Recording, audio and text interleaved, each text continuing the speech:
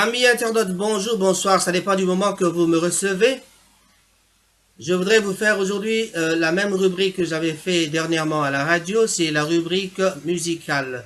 Je vais vous parler de l'histoire de la musique africaine. Pour aujourd'hui, j'ai choisi un article publié par La Semaine africaine le samedi 15 septembre 2012 qui relate des faits très saillants.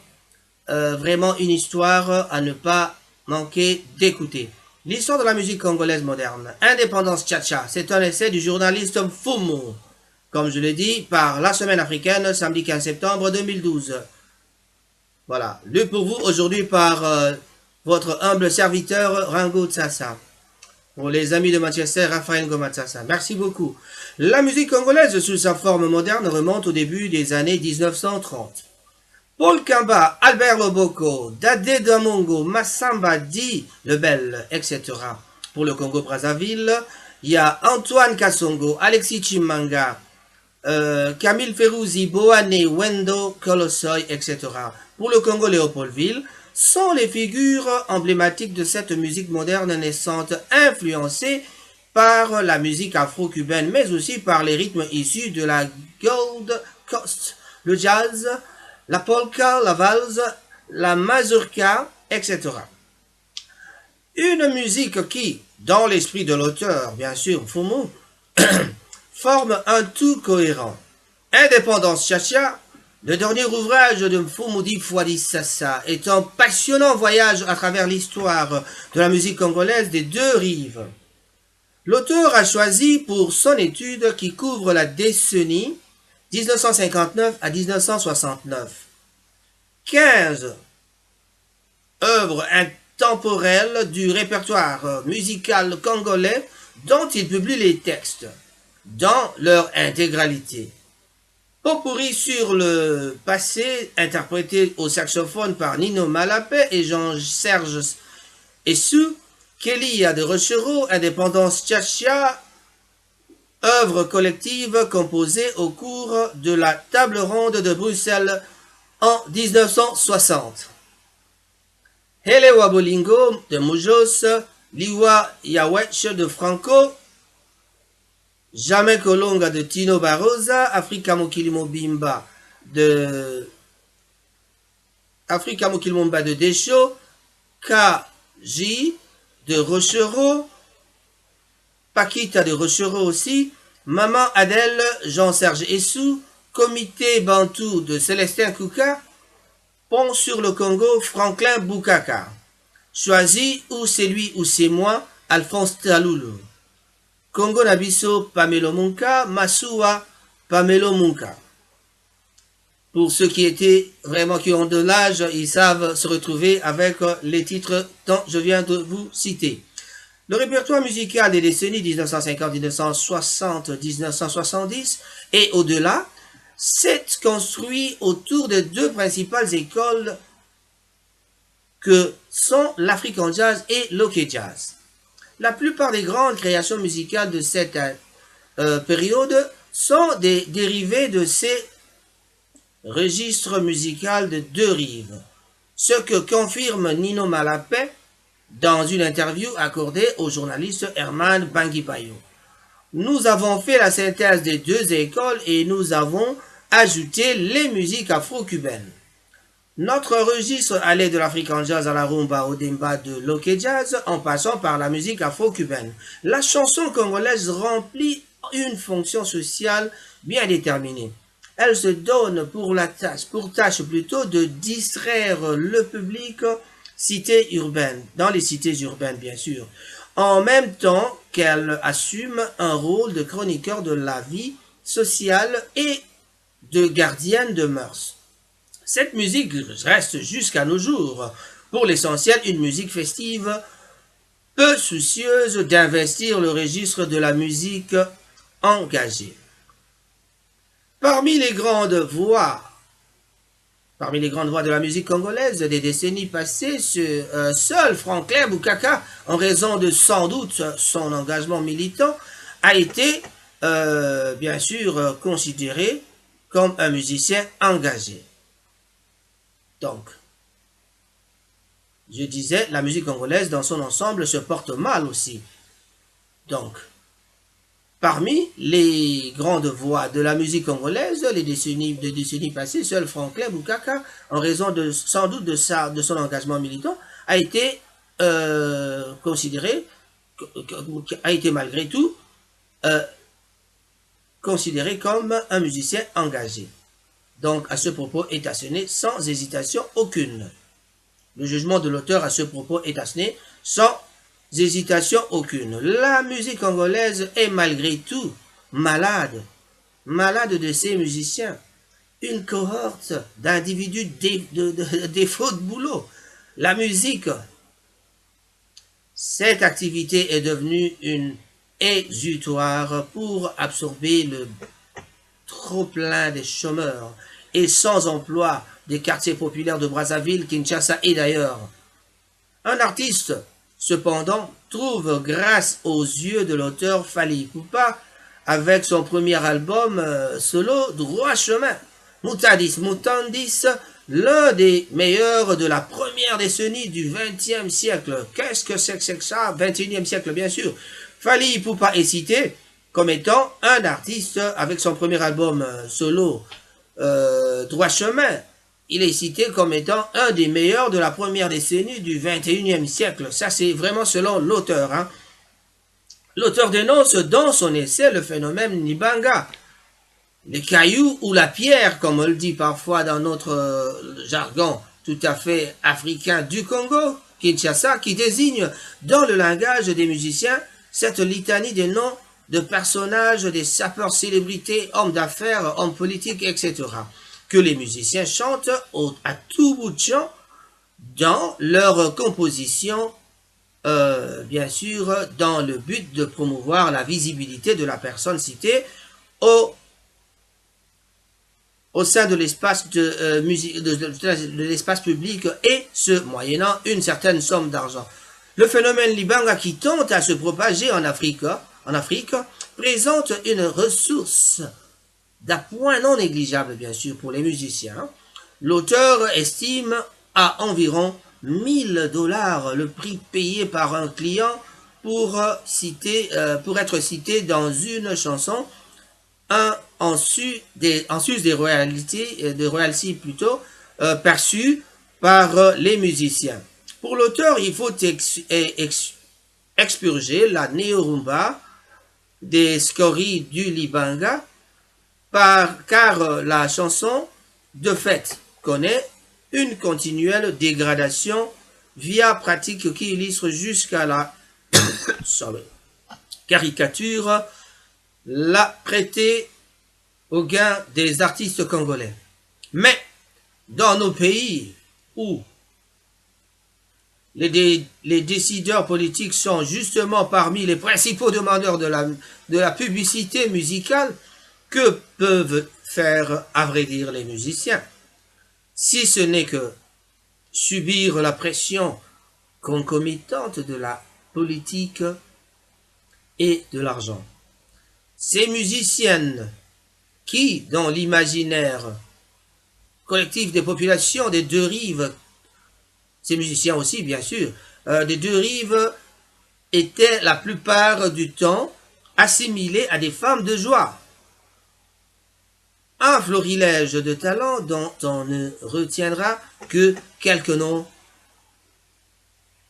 Marthe Badibala, Caroline Mpia, Pauline Lisanga, Imamputu, Louise Ikambu, Lucie Yenga, Lucie Eyenga, Marie Bella, etc. L'auteur confirme à travers cet essai son effort de réhabiliter l'histoire, voir entre autres Visions pour demain, première édition, et le numéro 26 et le numéro 29. Voilà. Son essai, en effet, se présente sous la forme d'un patchwork, habillement agencé, comprenant des plages sur l'actualité musicale. Les biographies, les compositeurs des 15 chansons sélectionnées par les soins étrangers, des extraits de presse, des poèmes, etc. Autant de matériaux qui enrichissent la lecture de l'ouvrage sans doute Cette approche multidirectionnelle fera-t-elle tressaillir les esprits quelque peu puristes en matière de réflexion? Mais c'est l'optique par l'auteur pour mieux asseoir son travail de recherche sur la musique congolaise auprès du grand public, sachant en tirer profit. Indépendance Yassa est le 3e livre de l'auteur consacré à la musique congolaise moderne, après la musique congolaise du XXe siècle, édition Bodé Pro 2006, et œuvre intemporelle de la chanson congolaise 1949-1959, les éditions Bodé de 2008. Et cela a été lu pour vous normalement aujourd'hui par votre ami, votre illustre, votre humble présentateur Raphaël Ngomatsasa dit Rango Tsasa. Nous avons épinglé ici le phénomène Libanga qui semble avoir beaucoup plus d'ampleur dans la musique congolaise, dans la chanson congolaise. Nous partirons de Papa Wemba, Koffi Olomide, Emenea, bien sûr, que son âme repose en paix.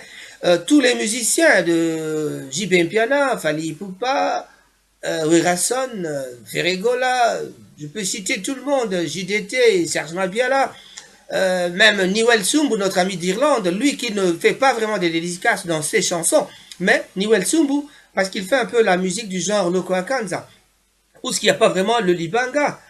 Mais le problème, c'est parfois, Niwel a dû faire une chanson pour dédicacer seulement, il a dédicacé seulement sa maman, qui est ma grande sœur, seulement Majolo, Majolo. Ça veut tout simplement dire, c'est dédicacé. Donc, c'est quelque chose que le Congolais, l'Africain en général, surtout l'Afrique centrale, nous avons ça. Les présidents, les amis, les politiciens, tous les gens qui font la politique demandent qu'on leur dédicace. Ils ont toujours besoin des dédicaces. Nous connaissons la famille présidentielle à Brazzaville, par exemple. Je citerai le vieux Dengues, le président Denis Sassou Nguesso. On le cite.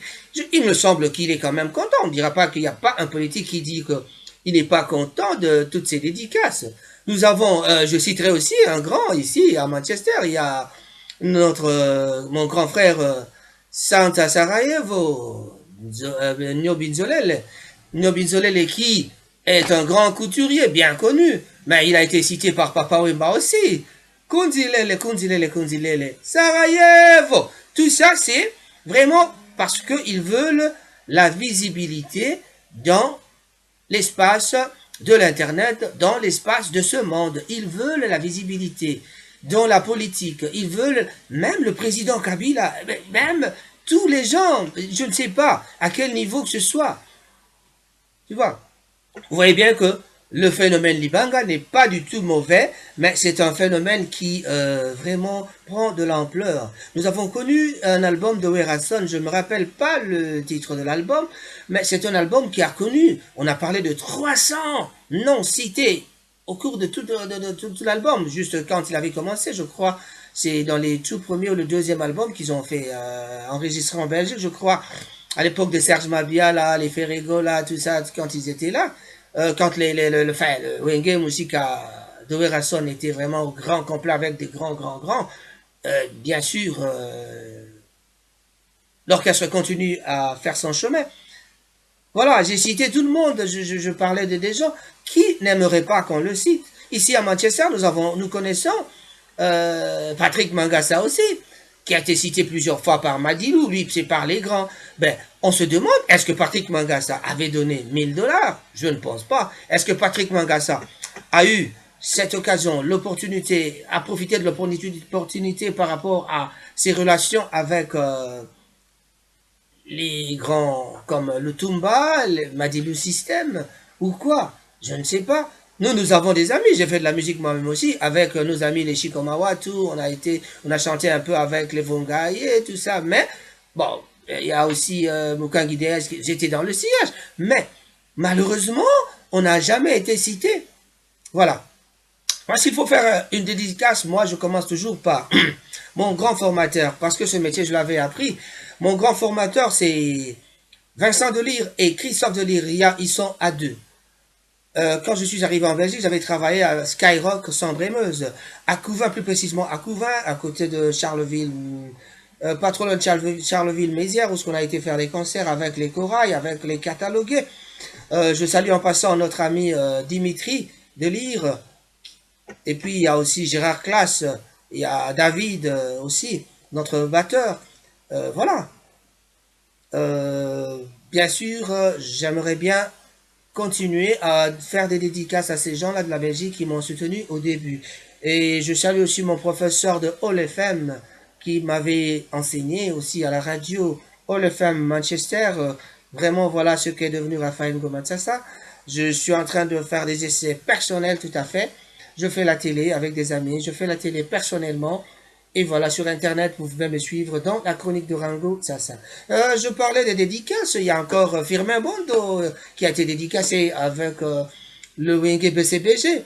Il y a... Bon, est-ce qu'on se pose la question? Tous ces gens-là, Firmin Bondo, Golf Mbala, je ne sais pas, tous les gens qui ont été dédicacés, ont-ils donné de l'argent? Simba Moussei a été dédicacé par Shaingenge. Ont-ils donné de l'argent?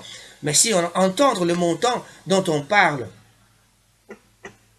1 000 $ pour être dédicacé, juste pour une citation. Et moi, je fais des citations gratuites ici, là. Donc, ça veut dire, bon, c'est une chronique, évidemment, c'est pour peut-être faire comprendre aux gens que, voilà, ça se passe comme ça se passe comme ça. Selon l'auteur Mfumu qui nous a parlé de Phénomène Libanga, et lui aussi, il a vanté les mérites de Fally Ipupa, le premier musicien du 21e siècle qui a dû, qui a su exceller quand même. Donc, voilà, quoi. Donc, son album Droit Chemin a changé un peu les données. Voilà. Mais aujourd'hui, la musique, c'est plus de l'Ibanga, c'est plus des polémiques. Vraiment, je ne suis pas là pour parler des polémiques, surtout en cette période dont on parle. Un événement à Manchester. Un événement à Manchester, c'est vraiment un décès. Droit devant le caméra, je présente mes condoléances à la famille de l'illustre disparu Maman Thérèse Pépé, qu'on venait d'enterrer il y a quelques jours. Tout ce que la famille a enduré, le temps d'attendre 4 semaines, près de 4 semaines ou 5 semaines pour attendre le corps descendre à partir de la France à partir de la France pour Manchester. Toute cette douleur, l'émotion qu'a présenté tous les amis de Manchester, tous les amis de Londres, les amis qui sont venus de partout. Et d'ailleurs, nous avons suivi les reportages de beaucoup de notre ami, un confrère de Londres que je cite bien, Johnson Keto. Vous avez suivi l'émotion avec laquelle ça a été l'enterrement, l'exposition du corps en la salle du Pasteur Job. Félicitations Pasteur Job pour avoir donné quand même, pour avoir disposé de la salle pour pouvoir exposer ce corps. Pour ne pas trop donner de douleur aux gens, dans le souci d'informer seulement, je dis toutes mes condoléances à la famille éprouvée. Je crois que ceci concerne tous les amis de Manchester. Raphaël Gomatsassa, dans une chronique que vous suivrez très prochainement. Merci beaucoup. Si vous avez aimé, faites un commentaire. Merci beaucoup.